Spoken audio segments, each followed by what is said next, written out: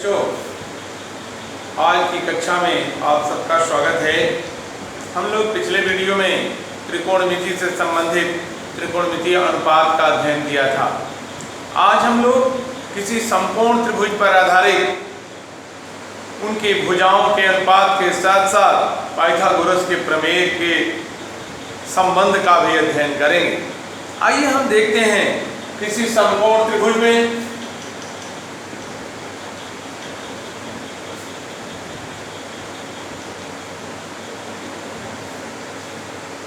समकोण बनाने वाली भुजा के सामने कोई अज्ञात कोण अगर थीटा मान लिया जाए तो इसके सममुख भुजा को हम लंब कहते हैं। हम पिछले दिन इस बात को जान चुके हैं और इस भुजा को हम आधार कहते हैं और इस भुजा को हम कर्ण कहते हैं। पाइथागोरस की प्रमेय के आधार पर हम पिछली कक्षाओं में पढ़ के आए हैं। पाइथागोरस की प्रमेय क्या है? पाइथागोरस की प्रमेय कहती है कर्ण का वर्ग बराबर होता है लंब का वर्ग धन आधार का वर्ग। लंब का वर्ग धन आधार का वर्ग। इसे हम कहते हैं समकोण त्रिभुज पर आधारित त्रिकोणमिति के अनुपातों को ज्ञात करने, उनकी भुजाओं को ज्ञात करने के लिए इस पाइथागोरस प्रमेय से अज्ञात भुजाओं के मान को ज्ञात किया जा सकता है। अज्ञात भुजाओं के मान को ज्ञात कर सकते हैं। अज्ञात भुजाएं हमारी जैसे कर्ण अगर प्राप्त कर रहे हैं, लंब और आधार हमें प्राप्त है तो इस सूत्र का प्रयोग करेंगे। यदि हमें कर्ण मालूम है, लंब और आधार मालूम नहीं है तो फिर हम इस सूत्र का प्रयोग कर लेंगे। लंब का वर्ग बराबर हो जाता है कर्ण का वर्ग माइनस आधार का वर्ग। ठीक इसी प्रकार से यदि हमको आधार नहीं मालूम है तो आधार का वर्ग बराबर हो जाता है यहाँ कर्ण का वर्ग ऋण लंब का वर्ग। इस प्रकार से हम देख लेते हैं। इसी सूत्र को, इसी फार्मूले को हम लोग अगर दूसरी तरह से प्रदर्शित करना चाहें तो इसी चीज को हम लोग ऐसे भी लिखते हैं कर्ण बराबर हो जाता है कर्ण में लंब का वर्ग माइनस प्लस आधार का वर्ग। इसी सूत्र को हम ऐसे भी लिख सकते हैं लंब का वर्ग बराबर हो जाता है कर्ण में कर्ण का वर्ग माइनस आधार का वर्ग। उसी प्रकार से हम इस सूत्र को भी देखें तो आधार बराबर हम लिख सकते हैं आधार बराबर कर्ण में जो होता है वो होगा कर्ण का वर्ग माइनस लंब का वर्ग। इन तीनों सूत्रों की सहायता, जो एक ही सूत्र से बने हुए हमारे ये सभी सूत्र हैं, इन सूत्रों की सहायता से हम आगे के मान को प्राप्त कर सकते हैं। आइए हम इस पर आधारित एकाध प्रश्नों को देखें।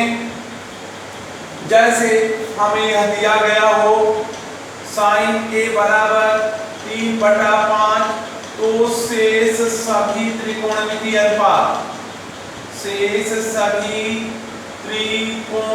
अनुपात ज्ञात कीजिए। कहा जा रहा है कि sin a बराबर या sin थीटा बराबर मान लीजिए पहले sin थीटा बराबर 3/5 तो शेष सभी त्रिकोणमितीय अनुपात ज्ञात करते हैं। प्यारे बच्चों, यह ध्यान देना है, जैसा हम पीछे बता चुके हैं आपको पिछले वीडियो में कि sin थीटा बराबर होता है लंब बटा कर्ण की ध्यान से देखें। जब हम इस कोण को थीटा मान रहे हैं तो यह भुजा लंब हो गई, यह भुजा आधार हो गई और ये भुजा कर्ण हो गई। ये सी भुजा हमारी कर्ण है। यहाँ पर हम इसे थीटा देख रहे हैं तो लंब भुजा AB हुई, आधार भुजा BC हुई, कर्ण भुजा AC हुई। इस चीज को हम इस चित्र की सहायता से हम ऐसे भी कह सकते हैं, लंब यानी AB और आधार यानी BC। कुल मिला के ये कहा जाए कि AB और BC का मान हमको पता है। अगर हम AC के मान को ना, कर्ण ये BC नहीं है, कर्ण तो हमारा यह AC है। ध्यान से देखिए, कर्ण तो AC है, लंब बटा कर्ण कह रहा है, तो AB और यह मान AC है। ध्यान से देखें, लंब और कर्ण के अनुपात हमें प्राप्त हुए हैं। आधार के यदि मान हमें प्राप्त हो जाएंगे तो आगे के त्रिकोणमितीय अनुपातों को हम प्राप्त कर लेंगे।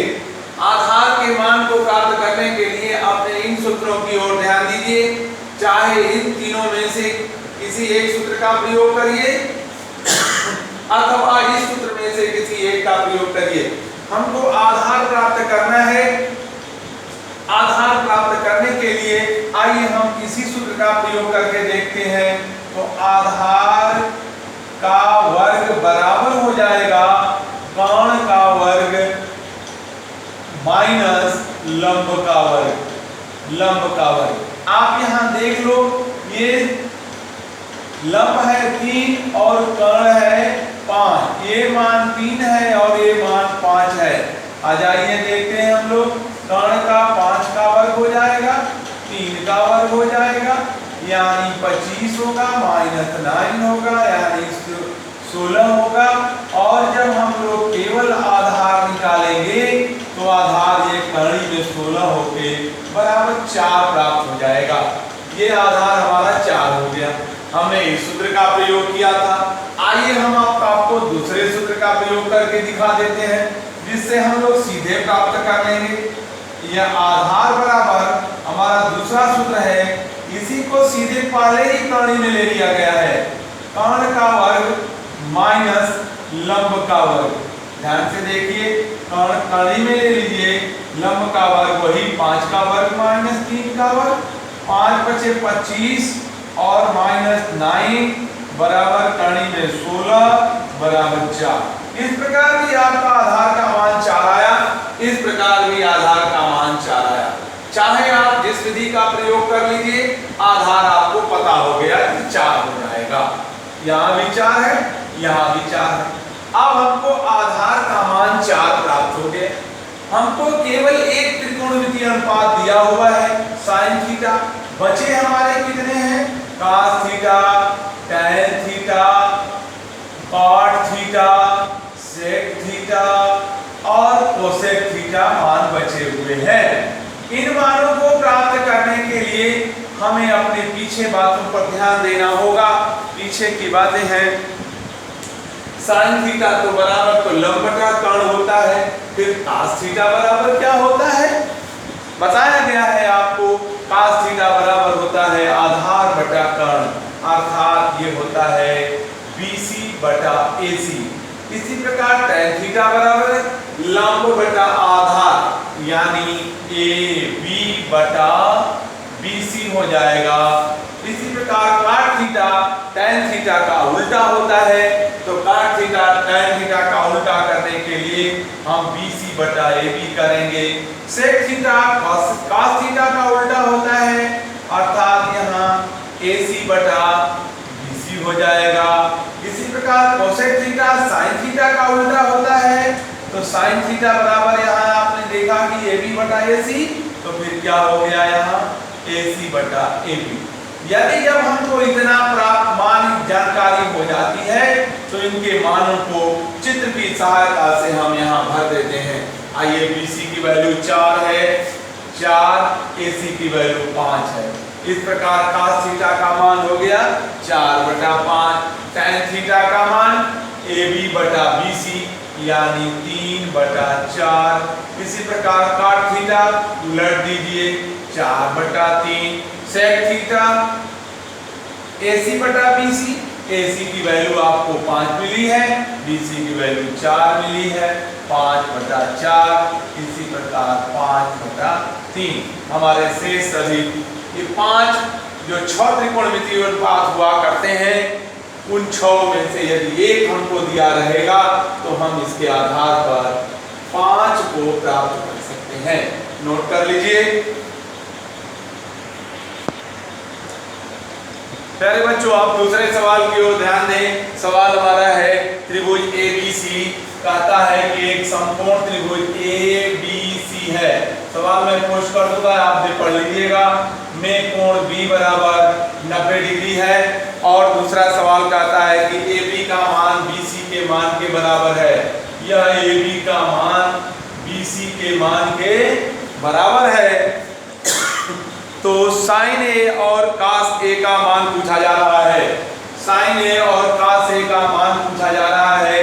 अच्छा होगा हम A को यहाँ मान लें, C को यहाँ मान लें। क्यों ऐसा हमने किया है? क्योंकि यह नीचे रहेगा तो ये लंब भुजा होगी, आधार भुजा होगी, ये कर्ण भुजा होगी। अगर मैं A यहाँ मानता तो यह भुजा लंब भुजा हो जाती, तो हमें देखने और लगाने में कठिनाई उत्पन्न होती। आइए देखते हैं। AB बराबर BC है, यह कोण 90 डिग्री है। तो कहता है सवाल कि आप इनके मान ज्ञात करो। साइन A और cos A के मान ज्ञात कीजिए। देखिए ध्यान से, अब हम करते क्या है, मानेंगे इसको हल करने के लिए। मान लें AB बराबर BC बराबर x, इसको x मान लीजिए। तो ये भी भुजा x हो गई, यह भी भुजा x हो गई। अब ये दोनों भुजाएं जब x हो गई तो आपको कर्ण प्राप्त करना है। कर्ण प्राप्त करने के लिए आपको सूत्र दिया गया है लंब का वर्ग धन आधार का वर्ग। सूत्र दिया गया है कर्ण बराबर, कर्ण ज्ञात करने के लिए under root x square plus x square under root 2x square, इनका वर्गमूल ले लीजिए। तो हमारा यह कर्ण बराबर हो जाएगा x काणी में 2।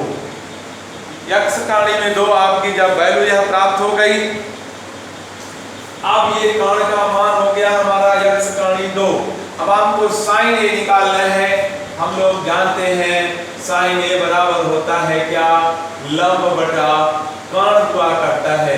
प्यारे बच्चों, अब लंब की जगह लंब रख दीजिए, लंब की वैल्यू को, और कर्ण की जगह पर कर्ण की वैल्यू रख दीजिए x काणी 2। अब आप ये कट गया, 1 बटा काणी 2 का मान आ गया। इस प्रकार हमारे साइन A के मान जो प्राप्त हो गए वो 1 बटा काणी 2 प्राप्त हो गया। इसी प्रकार cos A का मान यदि निकालना हो तो cos A का मान होगा आधार बटा कर्ण, आधार बटा कर्ण। आधार भी x है, कर्ण भी x काणी 2 प्राप्त हुआ है, कटाएंगे 1 बटा काणी 2। यहाँ भी हमारे cos A की वैल्यू हो गई 1 बटा काणी 2। इस प्रकार से जब दो भुजाएं बराबर थी तो यह पक्का था कि निश्चित कि ये दोनों कोण भी आपस में क्या होंगे, बराबर होंगे। यह समद्विबाहु समकोण त्रिभुज हुआ करता है। इस प्रकार इन दोनों साइन A और cos A के कोणीय मान भी आपस में क्या हो गए, बराबर हो गए। प्यारे बच्चों, इसी की कड़ी में हम इस त्रिकोणमिति में और आगे की ओर बढ़ेंगे। आपको भुजाओं के आधार पर प्रश्न दिखाए गए हैं। आप कुछ प्रश्न ऐसे भी आपको दिखेंगे जहां पर इनके मानों को प्राप्त करना होगा। ऐसे प्रश्नों को देखने के लिए हम देखते हैं कि सवाल ऐसे लिखा है, cot A into sine A into sec A, cot A into sine A into sec A। कहता है इसे सरल कीजिए। आपके सामने यह सवाल खड़ा होगा, इन्हें तो कुछ मान ही नहीं दिया गया है, हम ऐसे प्रश्नों को कैसे हल करें। ऐसे प्रश्नों को हल करने के लिए सभी त्रिकोणमितीय मानों को किसी एक फॉर्म में, चाहे पहले फॉर्म चाहे उनके एंटी फॉर्म में कन्वर्ट करना है। जैसे भी सुविधा हो हम कन्वर्ट कर लेंगे। कुछ मान इसमें विलुप्त हो जाएंगे, बचे हुए मान ही उसके उत्तर कहलाएंगे। आइए हम देखते हैं। cot A को हम साइन और cos के टर्म में लिखना चाहें तो लिख सकते हैं cos A बटा sign A।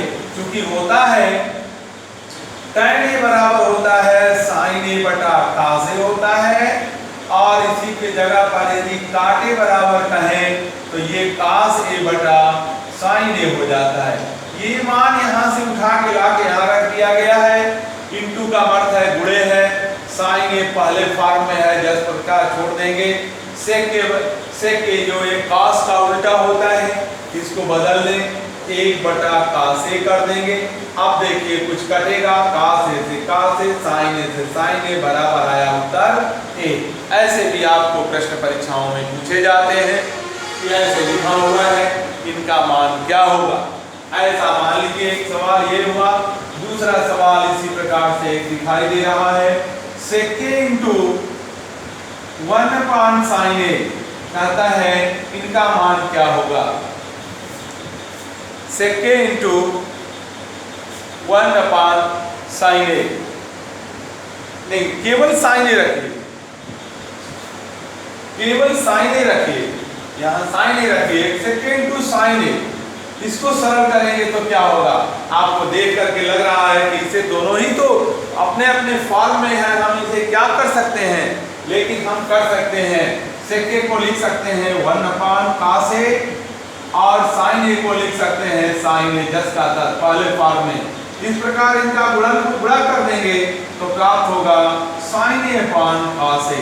sin A upon cos A को लिखा जा सकता है tan A। ये हमारा उत्तर का। इस प्रकार के प्रश्न आपको मिलेंगे, ऐसे ही प्रश्नों को हम हल करेंगे। आइए हम देखते हैं कुछ ऐसे ही मान जो कि हम अपने घर पे हल करेंगे। जैसे कि आपको cos A बराबर 4/5 दिया गया है, तो कहता है कि शेष सभी त्रिकोणमितीय अनुपात ज्ञात कीजिए। cos A बराबर 4/5 है तो शेष सभी त्रिकोणमितीय अनुपात ज्ञात कीजिए।